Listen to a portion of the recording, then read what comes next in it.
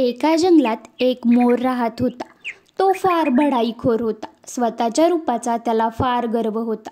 तो रोज नदीकिनारी जायचा. पाण्यात स्वतःचे प्रतिबिंब पाहून स्वतःच्या सौंदर्याची स्तुती करायचा. मोर म्हणायचा, माझा डौलदार पिसारा पहा, त्या पिसाऱ्यावरील मोहक रंग पहा, माझ्याकडे पहा, जगातील सर्वात सुंदर पक्षी मीच आहे. एके दिवशी मोराला नदीकिनाऱ्यावर एक करकोचा दिसला. मोराने त्याच्याकडे पाहून आपले तोंड फिरवले आणि तुच्छतेने करकोचाला म्हणाला, किती रंगहीन आहेस रे तू. तुझे पंख पांढरे फटक आणि निस्तेज आहेत. करकोचा म्हणाला, मित्रा, तुझा पिसारा नक्कीच सुंदर आहे. माझे पंख तुझ्यासारखी सुंदर नाहीत. पण म्हणून काय झालं? तुझ्या पंखांनी तू उंच उडू शकत नाहीस. मी मात्र माझ्या पंखांनी आकाशात उंच उडू शकतो.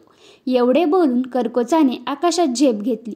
मोर मात्र खजील होऊन त्याच्याकडे पाहतच राहिला. दिखाऊ सौंदर्यापेक्षा उपयुक्तता महत्त्वाची.